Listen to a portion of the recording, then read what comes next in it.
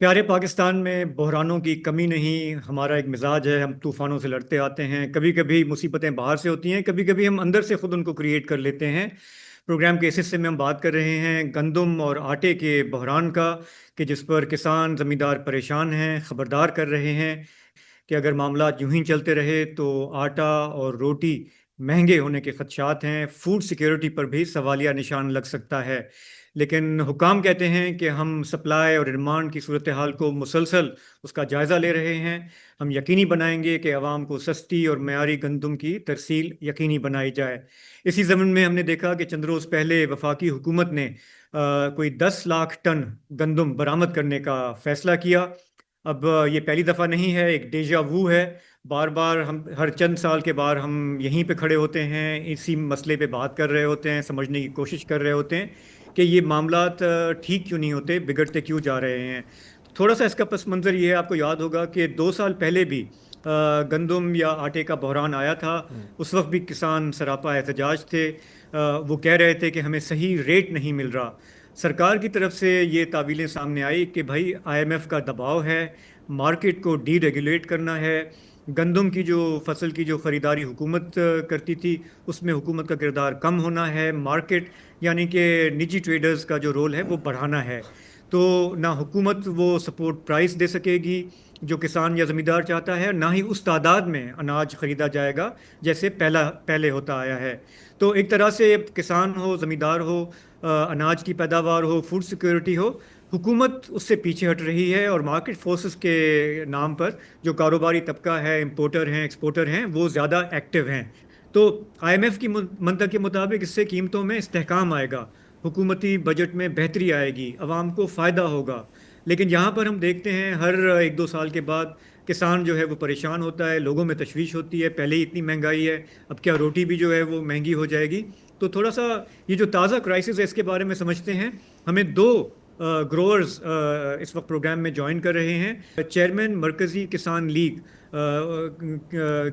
से वाबस्ता हैं चौधरी जुल्फ़कार अली औलख। वो हमें गुजरांवाला से फ़ोन लाइन पे ज्वाइन कर रहे हैं।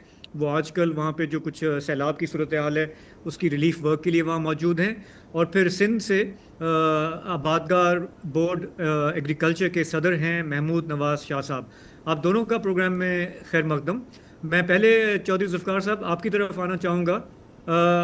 आप कई महीनों से हुकूमत को वार्न करते आए हैं कि ये बहरान जन्म ले रहा है, और आपके मुताबिक ये सब कुछ नाकिस ज़रई पॉलिसियों, कमज़ोर मनसूबाबंदी और इंतज़ामी नाकामियों का शाखसाना है। ज़रा बताएंगे क्या मुराद है आपकी? हुकूमत को ऐसा क्या है जो करना चाहिए था जो उसने नहीं किया या नहीं कर रही? बिस्मिल्लाहिर्रहमानिर्रहीम। ये आपका सवाल बहुत अच्छा है और इसका मेरा ख्याल के फ़ायदा पूरे पाकिस्तान में होगा। इसका जवाब है, पहले नंबर पे देखें कि पंजाब जो है ना वो सबसे बड़ा सूबा है और सबसे ज़्यादा गंदम पैदा करने वाला वो सूबा है। तो यहाँ जो जो मशीनरी मुकर्रर की गई है ज़राअत और ख़ास तौर पे खुराक के लिए, वो ना तजर्बा कार लोग हैं, उनको अलग बे का भी नहीं पता कि ज़राअत का और खुराक का आपस में तल्लक क्या है। मैं ये बात थोड़ी सी इससे बैकग्राउंड में जाता हूँ कि जब 23 और 24 की खरीदारी की गई, उस वक्त जिम्मेदार को 2000 से भी कम 1600-1700 रुपए मन के हिसाब से इन्होंने रेट दिया था और खरीदारी भी कोई नहीं की थी। जिम्मेदार काश्तकार रुल गया था। उसके बाद जब 24 और 25 की खरीदारी का इन्होंने हदफ अपना मुकर्रर किया और वो भी ना होने के बराबर था। उसकी वजह एक है कि इनकी दिलचस्पी ये ताजर गवर्नमेंट है, इनकी दिलचस्पी काश्तकारी से है ही कोई नहीं। ये तो बाहर से ये व्यापारियों वाला माहौल इन्होंने पैदा किया। ये तो बाहर से कनक खरीदते हैं, खरीदने वाले भी कमीशन देते हैं, लाने वाले भी कमीशन देते हैं और जो आगे जाके नीचे जाके देते हैं वो भी कमीशन देते हैं। इनको काश्तकारों के किसी फायदे से कोई गरज नहीं। इसीलिए ये समझ लें कि पंजाब में गंदम का एक बहरान जो है, जो पूरे मुल्क में अब बन गया है, इसका सबसे बड़ी ये वजह है कि यहाँ ना तजर्बाकार लोग बैठे हुए थे। उन्होंने तवज्जो ही नहीं दी कि गंदम की को पहले सबसे पहले कि उसको गाना اور اس کا انہوں نے ریٹ کو مقرر کرنا تاکہ دلچسپی بڑے کاشتکار کی، کسان کی، کہ میں زیادہ سے زیادہ اپنی فصل پہ کھاد اور بیج اچھا بہتر کر کے، کھاد زیادہ ڈال کے، اور جو پیسٹی سائڈ ہے بہتر طریقے سے کر کے میں زیادہ سے زیادہ پیداوار لوں تاکہ میں وہ منڈی میں جا کے زیادہ پیسے کما سکوں. انہوں نے یہ کیا کہ کھادوں کی قیمت بڑھا دی، تیل کی ویسے انٹرنیشنل لیول پہ بھی کچھ قیمت اتنی نہیں بڑھی جتنی انہوں نے بڑھا دی. پیسٹی سائڈ جو ہے وہ جناب اس کی بھی قیمت زیادہ تھی، یعنی اخراجات بڑھا دیے، اور اس کی جو خرید تھی اس کے 1800 2000 میں، یعنی زمیندار ہر من کے پیچھے، یعنی ہر تیزی کے پیچھے اس کو نقصان ہو رہا تھا. تو اس لیے زمیندار نے اس وقت تو یہ فیصلہ کیا کہ شاید یہ اگلے سال بہتر ہو جائے. اب آگے 25 اور 26 کی خریداری، انہوں نے 25 اور 26 کی خریداری میں بھی یہ کیا کہ نہ تو کوئی ریٹ مقرر کیا آخر میں جا کے 3500 روپے، اور 3500 روپے میں بھی صرف ریٹ مقرر کرتے اور خریدنے میں بڑا وقت لگ گیا، بہت ٹائم گزر گیا. یہ ہم آج بیگ دے رہے ہیں، کل بیگ دے رہے ہیں، پنجاب کی گندم ختم ہو گئی، ان کے بیگ زمیندار تک پہنچ ہی نہیں سکے.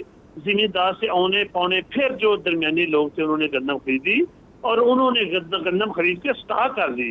ابھی بھی ملک میں گندم کا، خاص طور پہ پنجاب میں بحران کوئی نہیں ہے، یہ مصنوعی بحران پیدا کیا گیا ہے.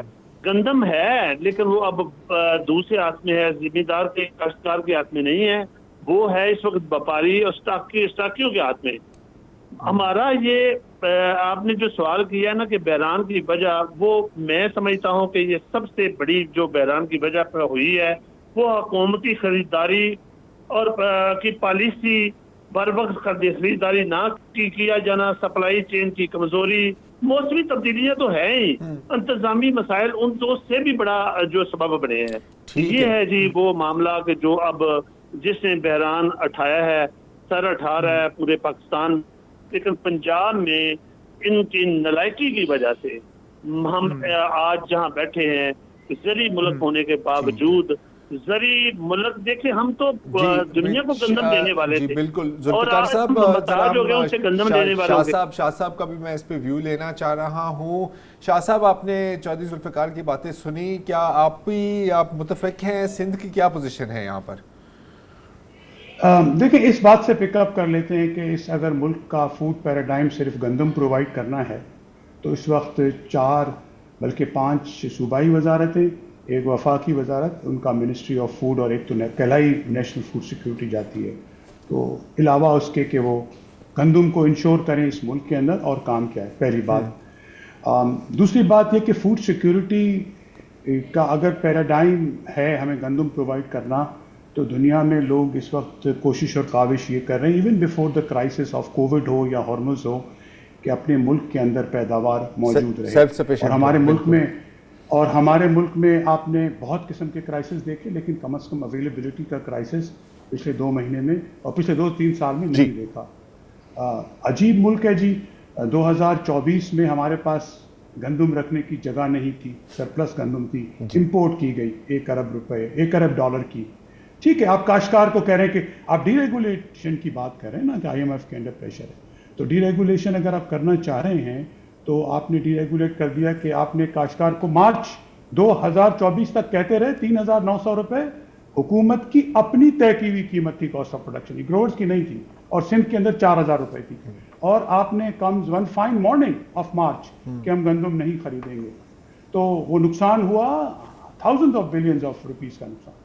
اب آ گئے کنزیومر کو، کیا آپ نے کنزیومر کو تحفظ دیا؟ تو آپ دیکھ لیں کہ اس سال کی بات کر لیتے ہیں.